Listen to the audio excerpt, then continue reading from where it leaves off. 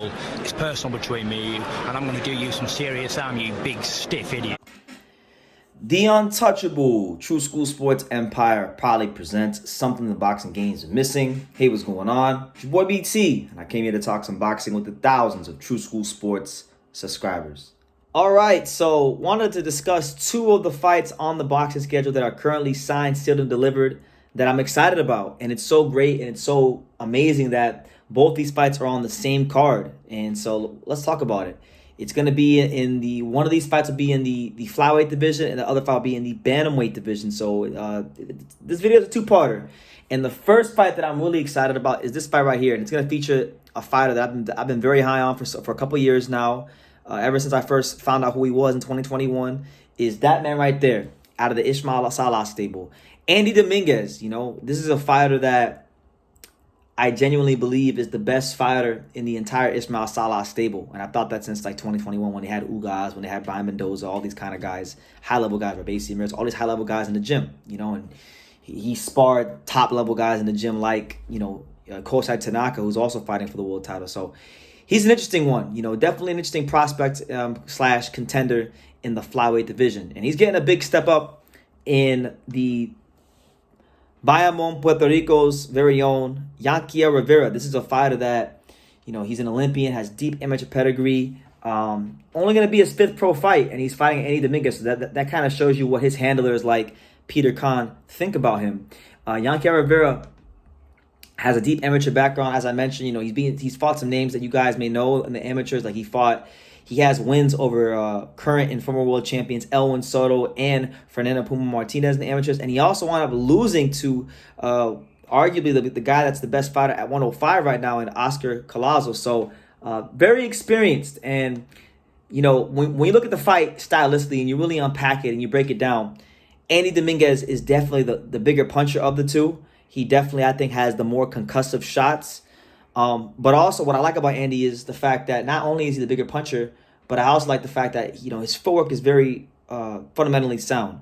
You know, the Salah's Boxing Academy is a house of fundamentals. So their fighters, no matter what the skill level is, they all understand positioning. They all understand footwork, lead foot leverage, these kind of things.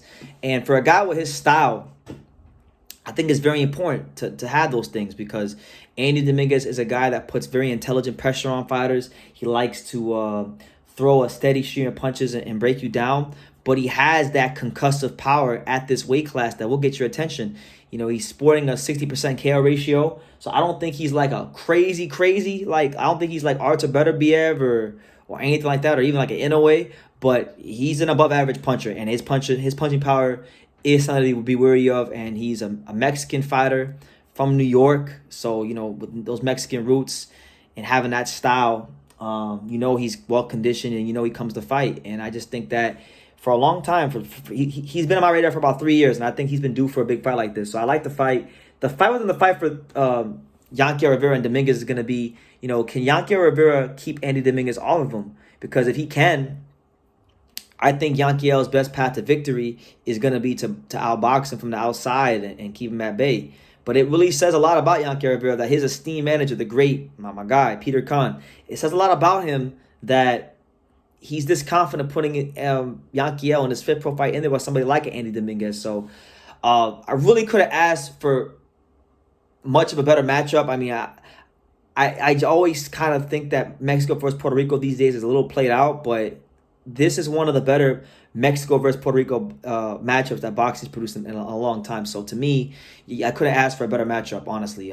Andy Dominguez gets his chance to show what he can do against an Olympian, against a guy that, you know, is on the fast track. He wants to be champion now. They think highly of Yankiel Rivera. So really intrigued to see how it goes for Andy Dominguez, because I put this label on him, and I believe in him. I definitely think that in the whole Ismail Salah stable, it's his best fighter. Andy Dominguez is his best fighter, and I'm looking forward to seeing him get tested against top competition come February. I think it was February 24th out there in Orlando. So that's one fight on the card. That could have been a 10 to 15 minute video on its own, right? But on that same card, ladies and gentlemen, you got that man right there, Jonathan Rodriguez, coming to you live and direct from Rio Pedra, Puerto Rico. He's in a WBA title eliminator, and he mentioned this at the WBA convention when I was there, and he's gonna be taking on You know, he'll be taking on Orlando or Kissimmee's very own, that man right there, Antonio Vargas. Now, Antonio Vargas is a guy that really has kind of not been on my radar the most. You know, I've heard that name throughout the years. I mean, I know a lot of people in the Florida boxing community. I've heard that name mentioned so many times. Like, I was talking to somebody the other day, and they were like, "You don't know who Antonio Vargas is?" Right? So I had to go do my homework on him, and he's a good fighter. You know, right now he's 17-1. He got knocked out in brutal fashion in 2019 by this Mexican. I think the guy's name was Cardenas. What was his name? Was that his name? Yeah, Jose Maria Cardenas. He got knocked out. It was a deadly straight right hand. Guy was really tall, real lanky, knocked him out. But, you know, Vargas does come into this fight with some pedigree of his own. You know, 2016 Olympian. A guy that when I watch him on film, when I watch his fights, he has a little bit of everything. You know, he is comfortable boxing from the outside. I've seen him be a counter puncher at times, and I've seen him pressure at times. And it's interesting, right? Because I feel like Jonathan Rodriguez and Antonio Vargas are very similar in career. You know, Rodriguez had a fight back in the bubble when he fought the guy, I think his name was Manuel Flores. Was it Manuel Flores? He fought a guy, Manuel Flores, back in 2020 during the bubble. And that was a fight where he got knocked out as well. So both these guys have been rebuilding for, you know, a couple years now. And they're both coming off wins against former champions in lower weight classes. So, for example, Jonathan Rodriguez just knocked out and retired Cal Yafai in 1 round. Antonio Vargas just stopped... I don't know if he stopped him. Did he stop him? Let me fact check myself. I don't know if he stopped him. But he defeated recently the former champion himself, Hernan Marquez, right? So they're both coming off of performances where, you know, they rebuilt themselves. They got tested against former world champions, and they passed those tests. So now they fight each other, and they're both, like, very similar in career. They're both Puerto Rican. They're both men of God. I mean, you couldn't ask for more similarities. And then as far as the actual styles...